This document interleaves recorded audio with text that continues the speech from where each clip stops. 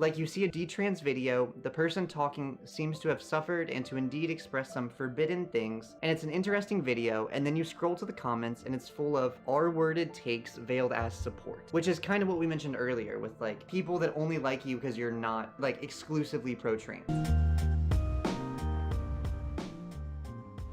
July 9th of 2019 was when I had the surgery, so it was about a little over 4 years that I was living, having had the surgery before I detransitioned.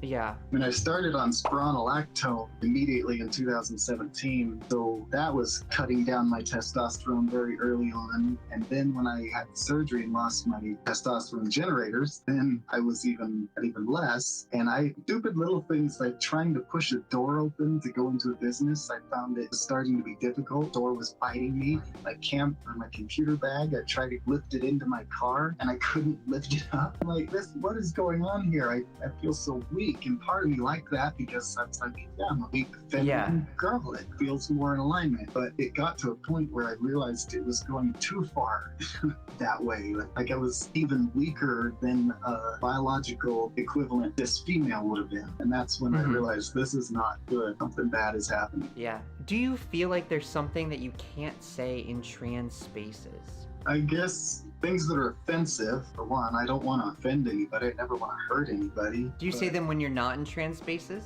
No.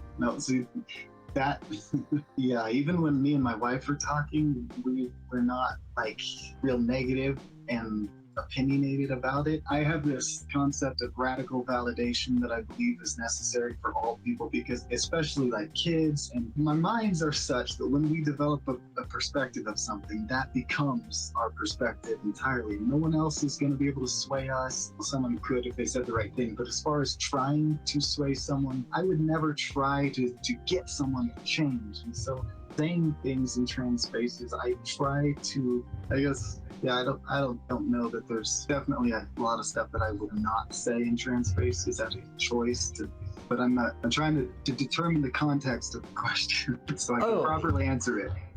Yeah, okay, let me see if there is context here. I think this person was expecting you to go on a rant at that point, because again, a lot of people, they hear detrans and then that's all they think. Okay, somebody calls you so epic, it's like you're the Avatar master of all 4 elements, but then the Fire Nation attacked or something. Okay, that one wasn't a question, that was just a comment. That's fun. Yeah, and then that one has the R word in it. I'm not gonna say that one. Give me 1 second. Okay, they rephrased it. I rephrased their question and then they gave context. So I'm just gonna say all of that and then let you just handle it. Okay. So, do you think that popular pro-detrans spaces come from a good place, from a place of personal gain, from a place of self-hatred, or somewhere else entirely? And then they clarified that they don't mean it in a personal way, like from the perspective of the trans people themselves, but instead from concerned parents and from gender-critical activists who seem really obsessed with the topic. Like you see a detrans video, the person talking seems to have suffered and to indeed express some forbidden things, and it's an interesting video, and then you scroll to the comments and it's full of R-worded takes veiled as support, which is kind of what we mentioned earlier with like people that only like you because you're not like exclusively pro-trans. Yeah, I don't know. I'm trying to think how to answer that. You can take a minute if that would help. Yeah, I guess just going along the same lines, like, I guess, is the question kind of, like, are there things that I'm afraid to say in trans spaces? Because I'm still trying to really understand. Because I really try not to say things because for one, I want my message to be heard. I want people to hear the context of what I'm trying to get out. And so I try to keep the space open, or the path open for that possibility, by not saying things that I know are going to trigger people or offend people. Like, I wouldn't get on and say nobody should ever transition, because to each personal individual's perspectives, that might feel in every way, shape, and form what needs to happen. And so I would validate that perspective without, like, as far as kids go, I try really hard not to encourage parents to affirm their kids' identity, but to support them and love them without making it clear that the whole trans ideology seems to be that if you're struggling with this mentality, then this is the answer. This is the path you should take, rather than perhaps maybe we should consider why that mentality reality is what you're struggling with. It's like if someone was struggling with depression, we would never suggest, oh, the path is to go have your leg surgically amputated and then you'd be happy.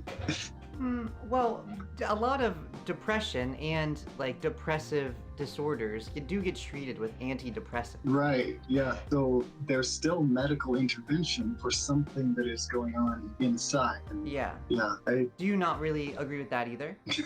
See, that's another thing. I understand so well what forms a person to develop a depressive state, to give them medications to resolve something that was formed through perspectives and beliefs and things over a person's lifetime. It does get a little tricky because who's to say that because a person's mind formed the way it did, now we treat it medically rather than in therapy as a whole. I don't necessarily agree entirely with one-on-one therapy, because the problem with one-on-one therapy is it tends to reinforce whatever issues are already in you. Whereas when you're in a group setting and you see other people in the group, oh, maybe this problem I have isn't as big of a problem. That person has the same issue, but they navigate it this way. And just group therapy or group programs seem to be such a better way. Yeah. It lets people develop their, like you said, people make their own perspectives. In a group therapy situation, you can develop your perspective based on somebody else's life experience. Yeah. Whereas I agree with you, one-on-one, it seems like the therapist just affirms you, and then you're like, no, I'm looking for new perspectives here, right? And then they never have the new perspectives. They just want to like keep going with what you have. Anyways, I agree with you on that. But I'm kind of curious what you mean by that, especially if it was like, I don't know, like let's say a 16-year-old, right? So like, and again, I'm not saying surgeries. Ultimately, I think I agree more with the people that are a little more conservative, like don't get a surgery until you're at least a legal adult. Like if what you want to do with your body, that's fine. But I low-key do agree, don't get surgeries, because even the people that do get surgeries that young often end up having more issues because their bodies aren't fully developed. Like I've heard Jazz Jennings has a decent amount of issues due to her extremely early intervention, but it wasn't like the hormones, it was the surgery. But anyways, how do you feel about hormones, I guess? Like, let's say a 16-year-old goes to their parents, right? And they're like, I really feel like this is my truth, right? And like through your approach, you're saying the parents should be like loving, so not too affirmative, but supportive. Like, what does that look like, right? Because that 16-year-old still has to live for the next 2 years until they reach legal adulthood. So like, how would you manage that dynamic? Best help everybody, I guess. In your perspective, of course. I'm not asking for like a clinical medical advice. I'm asking like, yeah.